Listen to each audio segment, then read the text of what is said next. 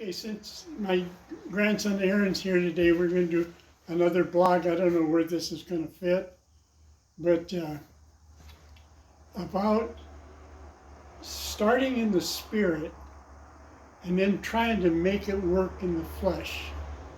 And the clearest description of all these things are probably the book of Galations, where these people embraced Jesus at Paul's preaching and just were thrilled by it. And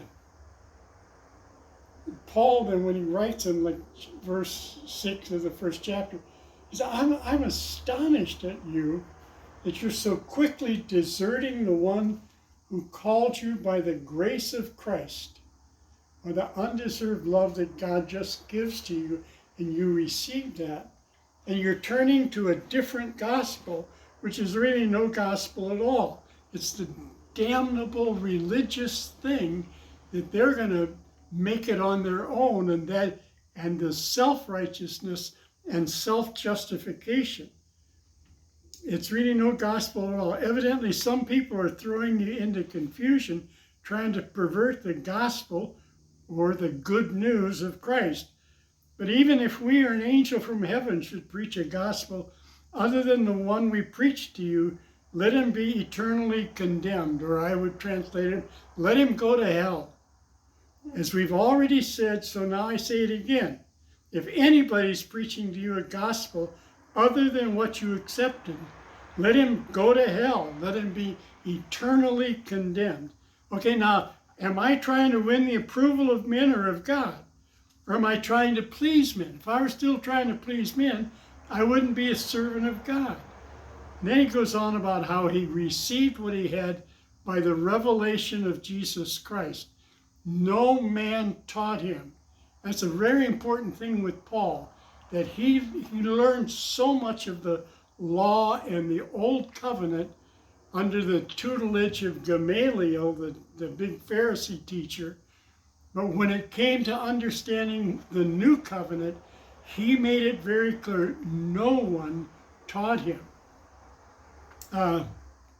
Anyway, he says more in chapter 2, 14 years later, I went up again to Jerusalem with Barnabas, and how they talked about the false brothers who want to put them back under the law again, and the freedom he had in Christ, and he wanted it settled, and they did settle it. Nothing was added. In verse 8, he says, God, who was at work in the ministry of Peter as an apostle to the Jews, was also at work in my ministry as an apostle to the Gentiles.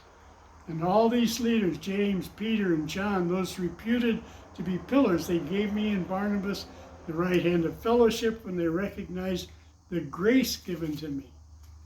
And they agreed. And then he talks about how when Peter came to Antioch, he had to confront him to the face to face, that he was being a hypocrite. And he chewed him out. Anyway, the next chapter, he starts off, some of this is just my way of translating it. It says, you foolish Galatians, literally, you stupid idiots, who has bewitched you before your very eyes? Jesus Christ was clearly portrayed as crucified. I'd like to learn just one thing from you. Did you receive the Spirit by observing the law or by believing what you heard? Are you so stupid? After beginning with the Spirit, are you now going to try to attain your goal by human effort? If you suffered for so much for nothing, if it really was for nothing, does God give you the Spirit and work miracles among you because you observe the law or because you believe what you heard? And it goes on, it gets worse. And when he talks about the people that come and say you got to be circumcised, sure, Jesus set you free from all of this, but if you really want to be a believer, you got to do that. And Paul says in here, tell those cutters, I hope the knife slips. And they emasculate themselves, cut it off. I mean, Paul just he was livid at these people taking the freedom and the gospel, the good news of Jesus, and turning it back into a damn set of laws and rules that nobody can keep or nobody kept. We are free, and if the Son of God sets you free, you're free indeed. And I should shut up because I'm getting too worked up. Anyway, I love you. God bless you. Goodbye.